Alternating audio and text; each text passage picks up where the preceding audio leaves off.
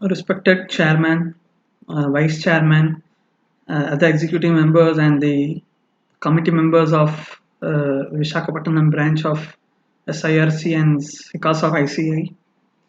I, Abidin Kapasi from the city of spices, Calicut, Kerala.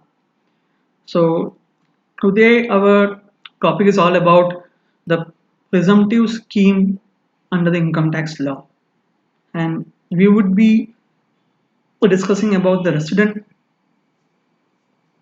portion of that, which consists of majorly three sections, which are 44 AD, 44 ADA, and 44 AE of the Income Tax Act. So first of all, let us understand why such scheme is there when there are rates already given in the Finance Act. Every year it is amended. For individuals is there, for firms, for companies, for HUF, for housing society, for trust. Then why such scheme is there? Why such scheme is there? This kind of question a student must have. So the reason for such kind of provision is uh, to give relief to our small taxpayers from this job of maintaining the books of accounts and to get their tax audit done by a chartered accountant. And an act have given some relaxations to the small taxpayers. If you can see a small taxpayer, say for example a grocery store is there, who is running his income on a very low margin. Okay, for example, one small bookshop is there, one small hotel is there. So for them, these kind of provisions are being introduced by the act so that they can focus more on their running their businesses. So let us first talk about section 44 AD. So 44 AD is first of all applicable to resident individual, resident Hindu undivided family, and resident partnership firm in which LLP is excluded, and should not be availing the benefit under section 10, 10A, 10B, 10BA, and part C of chapter 6A, which is all about section 80IA, 80IB, 80IC deductions. And it is specifically not applicable for the SSCs who are having business of plying, hiring, and leasing of goods carriages, for which there is a separate section altogether, which is of 44 AE of the Income Tax Act. And one more thing, then the scheme of section 44 AD can be opted by the eligible persons, that is resident individual, resident HUF, and resident partnership firm, only if the total turnover or the gross receipts from the business do not exceed rupees 2 crores. That means what? Professionals is not included here. It is turnover or gross receipts from business should not exceed 2 crore rupees. So let us discuss, if an SSE claims the income as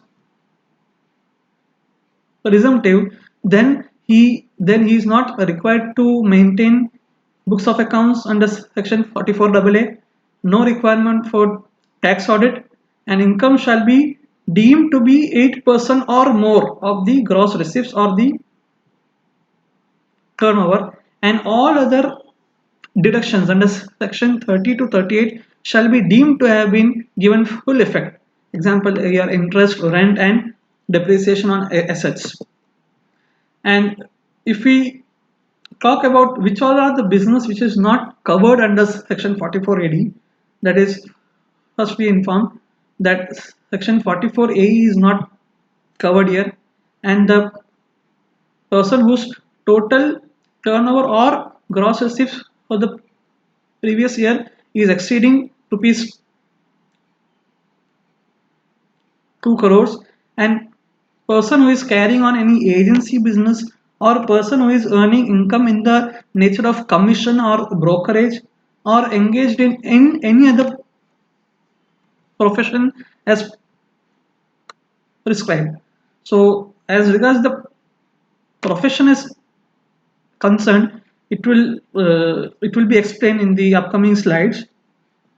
So let us discuss the some practical examples under section 44 AD and 44 ADA of the Income Tax Act. For you have you all to get have a better idea about the uh,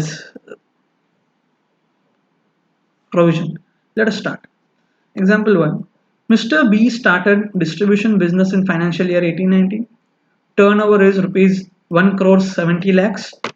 He is earning a net profit of rupees 9 lakhs, and he is filing his income uh, with rupees 7.5 lakhs. So here the question comes that whether he will be liable for tax audit under section 44 AB, or whether he can claim the benefit of section 44 AD or not. Just make this session interactive. Take a calculator in your hand. Just calculate how much is the NP margin, net profit margin. Net profit margin comes to around 5.3 percentage. So what is the major rule or the major provision in section 44 AD? At least 8% or more shall be deemed income. Okay, but as he is declaring the net profit comes to around 5.29 percentage, he will not be eligible to claim section 44 AD benefit. And yes, as his turnover is exceeding rupees 1 crore, he shall be liable for tax audit under section 44 AB. There is an amendment regarding this, which we will cover in the upcoming examples. Let us take second example. Mr. G is having business turnover uh, rupees 85 lakhs. Net profit is rupees 10 lakhs. He is also an architect, as he is an architect for and for his clients. He is also having a shop of household hardwares who who sells locks, hinges, and everything. So the receipt, the fees which he is earning is rupees 48 lakhs from his profession, and the surplus from the profession is rupees 26 lakhs, and he is filing his ITR with income of rupees 33 lakhs. So now the question comes is whether the assessee will be eligible to claim benefit of section 44 AD. The answer is no, because as he is a professional, he shall not be eligible to claim the benefit of section 44 AD. And second question, whether he shall be liable for tax audit under section 44 AB, the answer is no, because as his NP from this business is already exceeding 8%, he can file a normal return, and hence 44 AB is not applicable. But as his income from profession is less than rupees 50 lakhs rupees, and he is declaring income more than 50 percentage or equal to 50 percentage, Mr. G can claim the benefit of section 44 ADA, and he can file his return.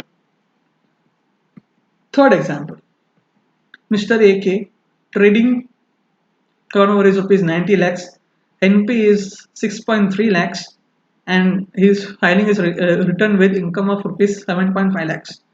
So now the question is, as the NP margin is 7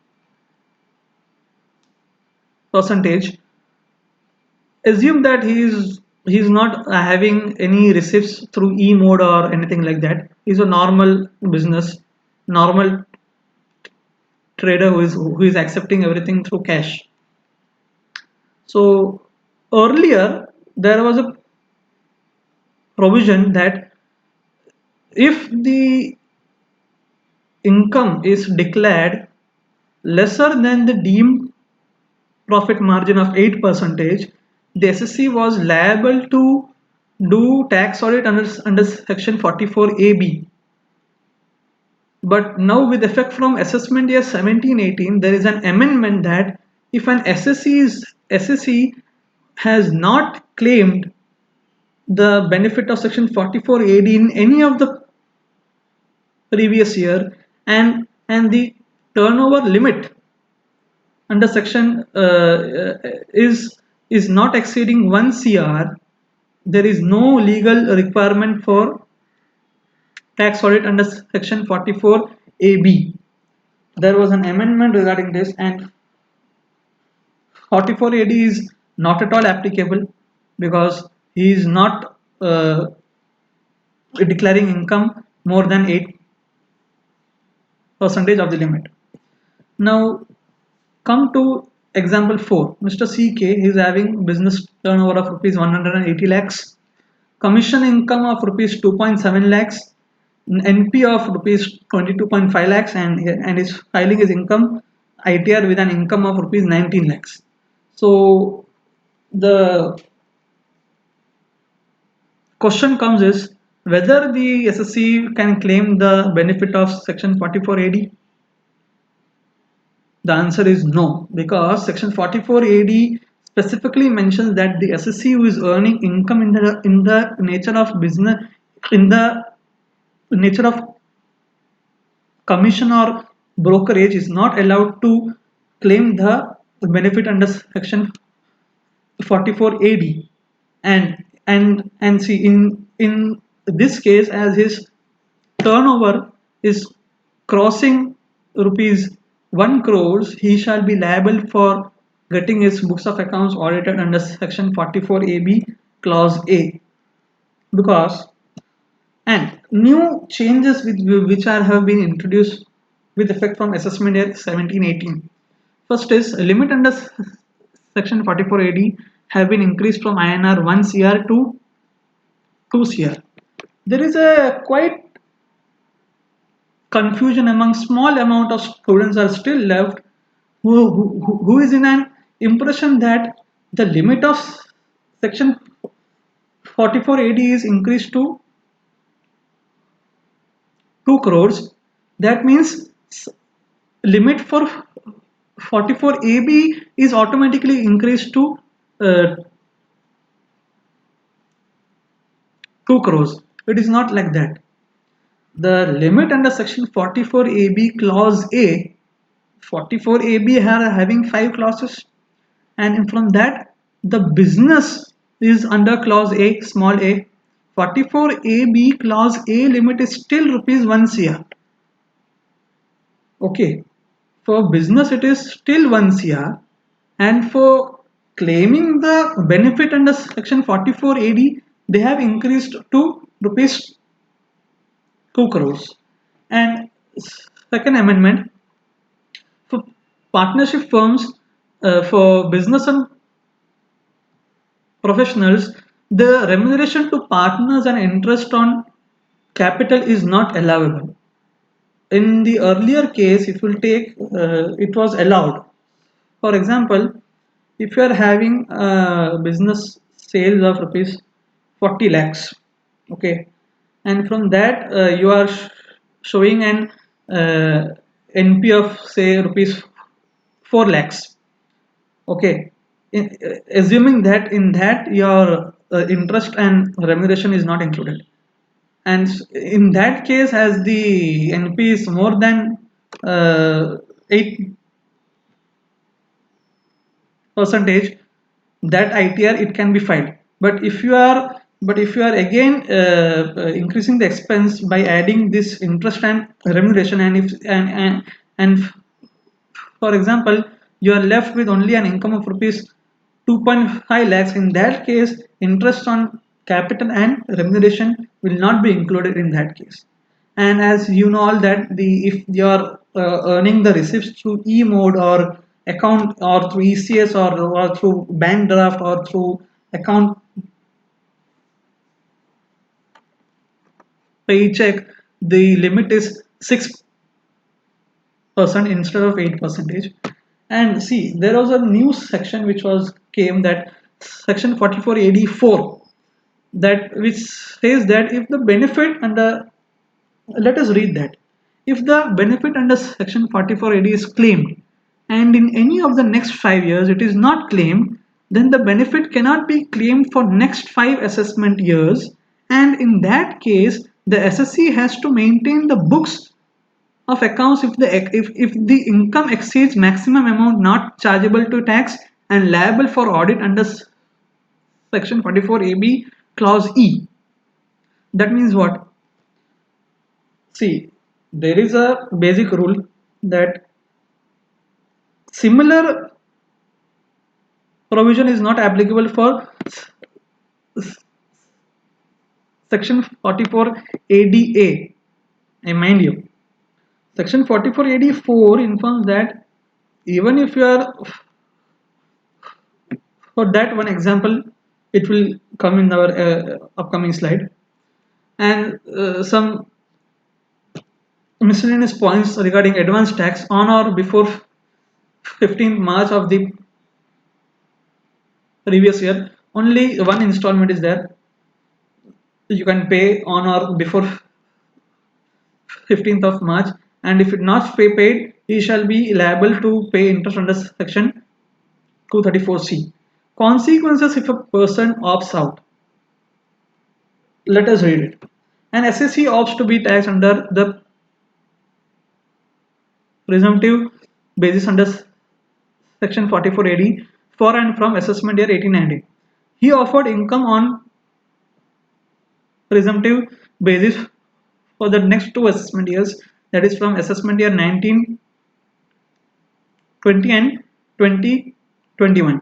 However, for assessment year 21-22, he does not opt for the scheme, and in such case he will not be eligible to claim the benefit for the next 5 assessment years. You got the point. See, you can just highlight it. You have claimed, you have started to opt from assessment year 1819, but and for the next 2 assessment year we opted for the scheme, and from assessment year 21-22 we opted out, and from that 5 years, the next 5 assessment years, we can't claim the benefit under section 44 AD, and in that case you are liable for tax audit under section 44 AB clause E, and if your income is exceeding the maximum amount not chargeable to tax. Let's come to section 44 ADA, which is all about professionals. Let us learn to which all professionals it is applicable. Person resident in India engaged in the following professionals can take the advantage of the scheme, which is known as legal, medical, engineering, architecture, accountancy, companies secretary, technical consultancy, interior decoration, IT and film artists, actors, editors, and cameraman, and any other as and when notified by CBDT. So the limit here is 50 lakhs. Your gross receipts, if it is exceeding rupees 50 lakhs, you are liable for tax audit under section 44AB clause B. And a person who adopts the scheme is deemed to have claimed all the deduction of expenses. Therefore, further expenses are not allowed. That is same as in 44 AD is concerned. And as regards this asset depreciation, it is same for 44 AD also and 44 AE also.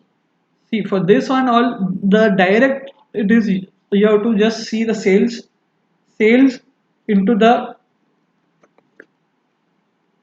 percentage or the actual income. So what happens here is, and see the another points, miscellaneous points on or before 15th March, and a person can also declare income at the rate lower than the prescribed rate, and if he does so and his income exceeds the maximum amount not chargeable to tax, he is required to maintain books of accounts as per section 44 AA and has to get the books of accounts audited under section 44 AB clause D. So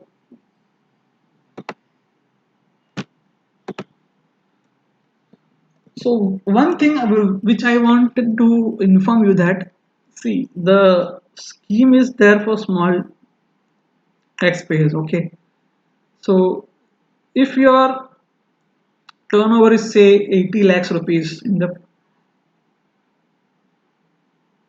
previous year, and you are showing your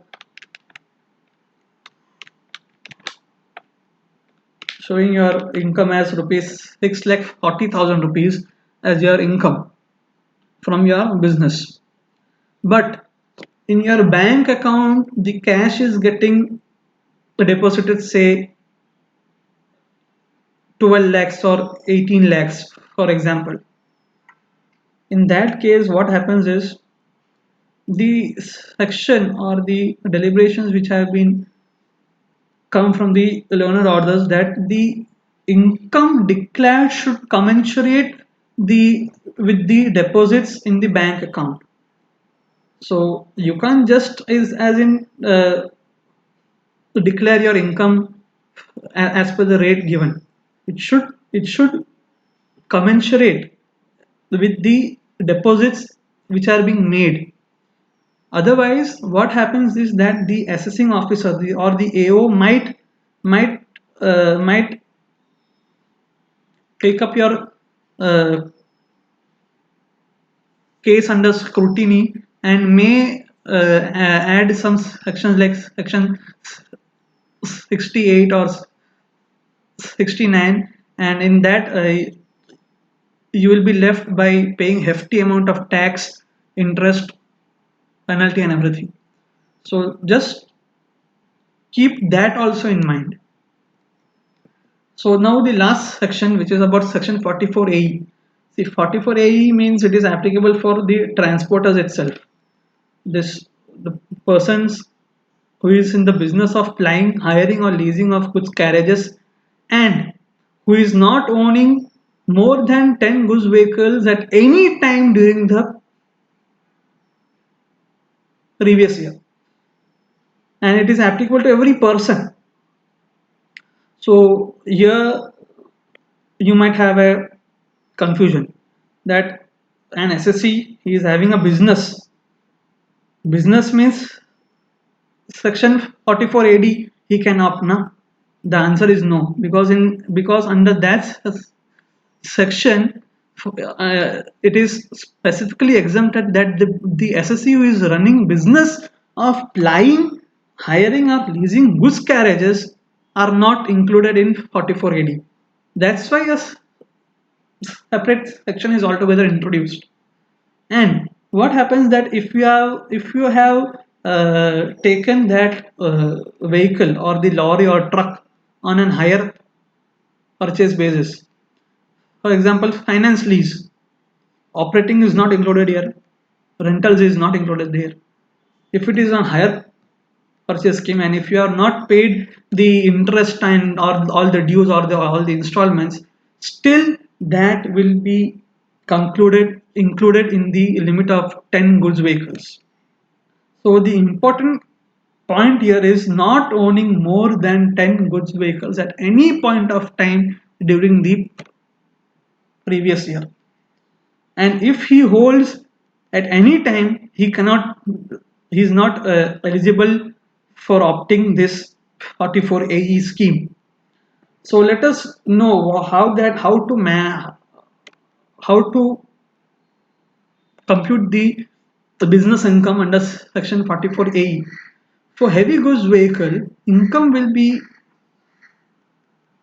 calculated at the rate of rupees 1000 per ton, 1000 per ton of gross vehicle weight. That means this is higher of, and I'll be repeating, the income will be calculated at the rate of rupees 1000 per ton of gross vehicle weight for every month or part of the month during which the heavy goods vehicle is owned by the taxpayer, and for other vehicles income will be computed at the rate of rupees 7500 for every month or part of a month during which the goods carriage is owned by the taxpayer. Part of the month would be considered as the full month, mind you. So what happens is this: in these two limits, higher of this limit, higher of these two, or the amount which is actually earned. This is the minimum amount. You can't reduce income than this. This is the minimum amount or the actual amount which is actually earned. And income computed as per the rates will be the final income, and no further expense will be allowed or disallowed. And heavy goods vehicles means any goods carriages having gross vehicle weight exceeding 12,000 kilograms. And for advance tax is concerned, there is no concession or there is no one installment. You have to pay it in 4 installments, otherwise you will be liable for this interest. And if a person can declare income at the rate lower than the prescribed rate, and see, if he does so, he is required to maintain books of accounts and required to get his accounts audited under section 44AB clause C. So let us take an example. See, what I want to tell you one more thing is, section 44AE is not is generally opted by small transporters or small individuals who are in the who are in this business of transportation business. And let us take the example: illustrations for understanding section 44A.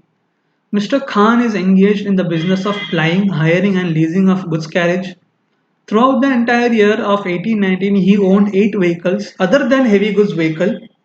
What will be the taxable income from business of plying, hiring or leasing of goods carriages if he adopts the provision of section 44A? Just think, he is owning 8 vehicles other than heavy goods vehicle.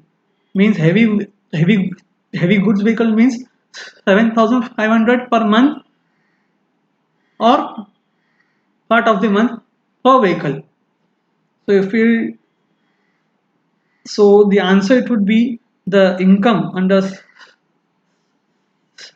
section 44AE would be rupees 7,20,000, and no further expense shall be allowed except this deductions.